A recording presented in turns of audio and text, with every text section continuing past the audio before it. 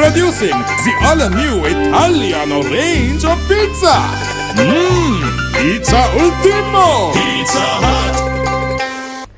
பஸ்களில் பயணச்சீட்டுக்கு பதிலாக முட்கொடுப்பனவு அட்டையை பயன்படுத்தும் முறை இன்று அறிமுகப்படுத்தப்பட்டது.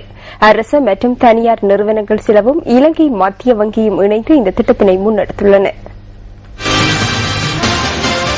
பொருளாதார அபிவிருத்தி அமைச்சர் பசில் ராஜபக்ச, மத்திய வங்கி ஆளுநர் ராஜித் நிவார் காப்ரா மற்றும் போக்குவரத்து துறை அதிகாரிகள் பங்கேற்ற நிகழ்வில் புதிய முட்கொடுப்பனவு அட்டைகள் இன்று அறிமுகப்படுத்தப்பட்டன.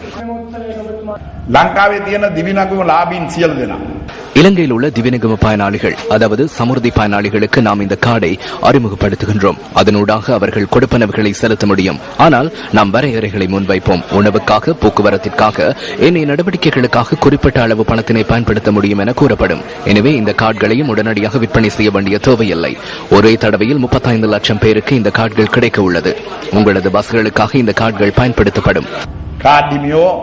තමුන්නාන්සලට්ගේ බස්වලට මේ කාඩ් එක පාවිච්චි කරන්න. මේ කටයුත්ත කරද්දී இந்த நடவடிக்கையை முன்னெடுக்கும் போது நாம் கமனு விஜயரத்னவிடம் கோரிக்கை ஒன்றை முன்வைத்தோம்.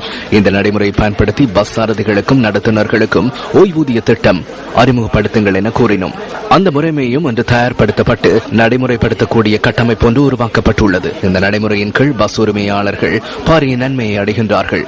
போலியாக செயற்பட முடியாது. எவ்வளவு வருமானம் கிடைக்கின்றது என்பதை அறிந்து கொள்ள முடியும். அதன் பின்னர் நிதி முழுமையாக வங்கியில் வைப்பு செய்யப்படுவதால் வங்கியுடனான கொடுக்கல் வாங்கல்களும் இலகுவாகின்றது.